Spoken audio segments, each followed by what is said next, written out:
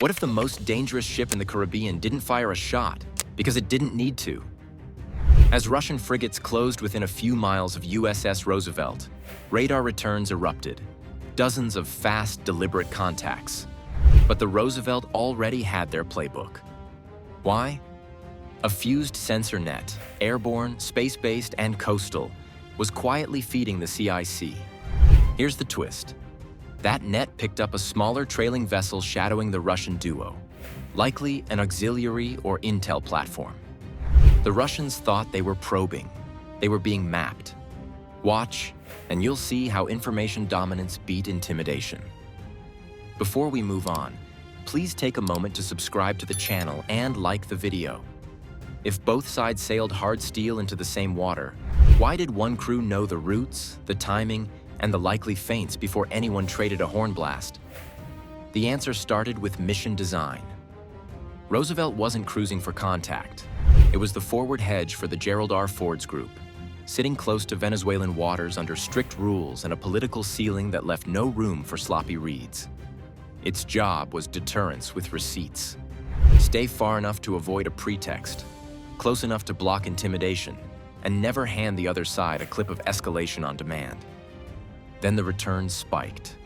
A wave of fast contacts sprayed across the scope as the Russian frigates pressed in. Small hulls coming off the coast, some with erratic speed profiles, others holding steady lanes like escorts. Everyone's heartbeat goes up when the screen floods.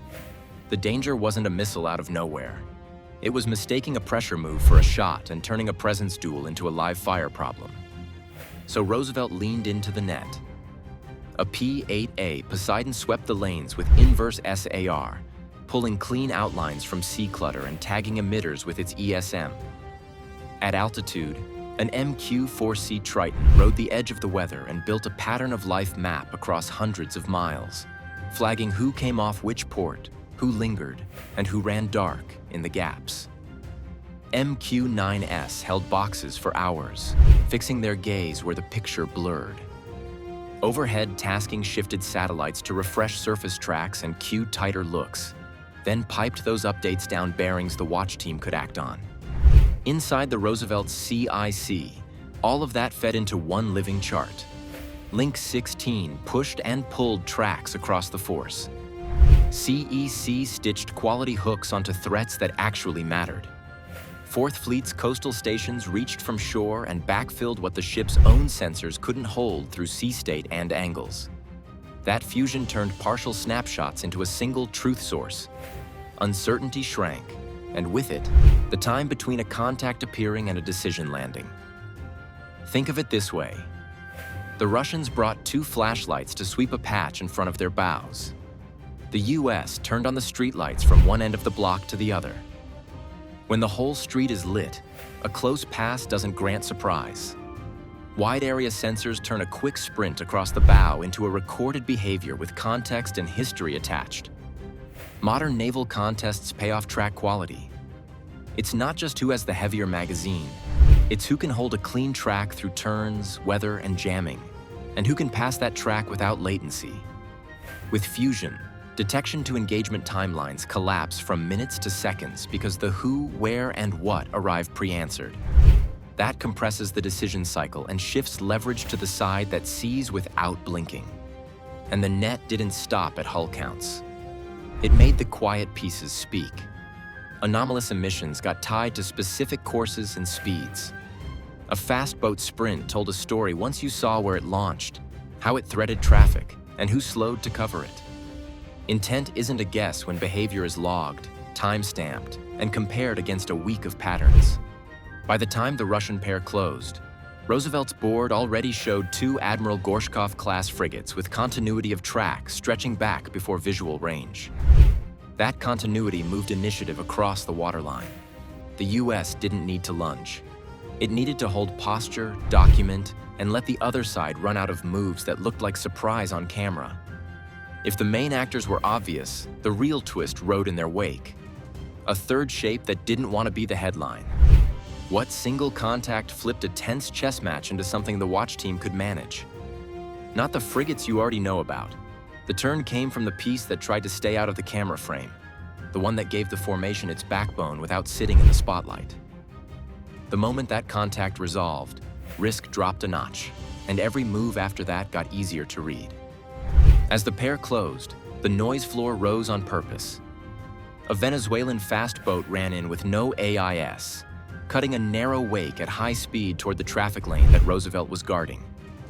At the same time, a Russian helo lifted off with a shallow climb and a wide orbit, a classic split action to tug attention up and away from the waterline. Voices tightened on the net. The helo's hover drift edged toward a point where radios mattered more than blades. This is how pressure is built. Two hands tapping different shoulders at once. Then came the pass. One frigate shaved across the bow at about 3 nautical miles, too close for courtesy, close enough to throw wake against steel and make the deck hum. The hull took it, but the meaning was the point. Unsafe, deliberate, and designed to bait a reaction.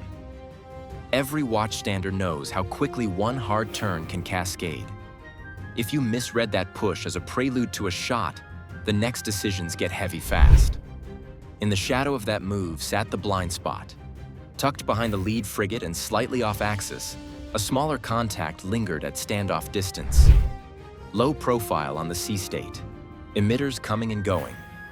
Nothing loud, nothing that screamed for attention. On a single ship scope, that's an easy miss. In a busy surface picture, it becomes background noise. Cross-cueing changed that. Triton's wide area radar flagged a faint, low RCS return tied to a track line that didn't match the big hull's maneuver scheme.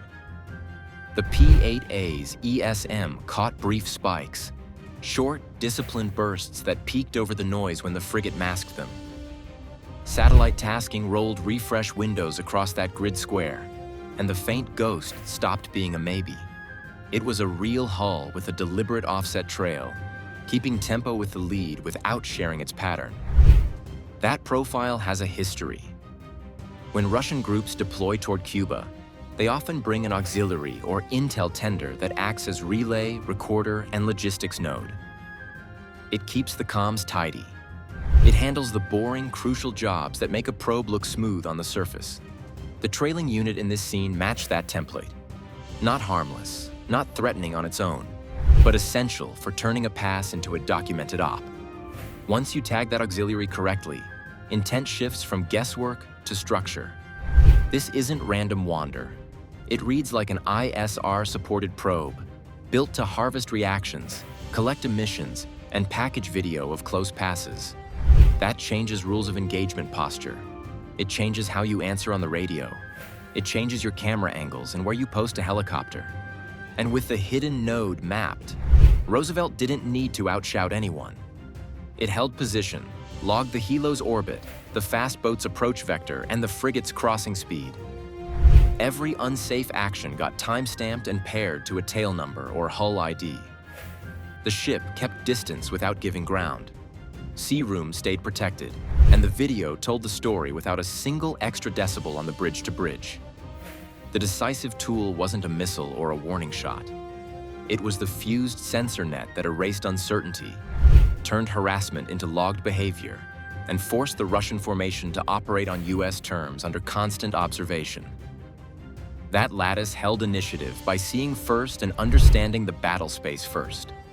If you want more deep dives on how modern ISR reshapes naval power and denies surprise, subscribe and tell us which system to unpack next. Triton, Poseidon, or the data links that glue it all together. In the Caribbean Shadow War, the ship that sees first doesn't have to fire first. It just has to make sure everyone knows it.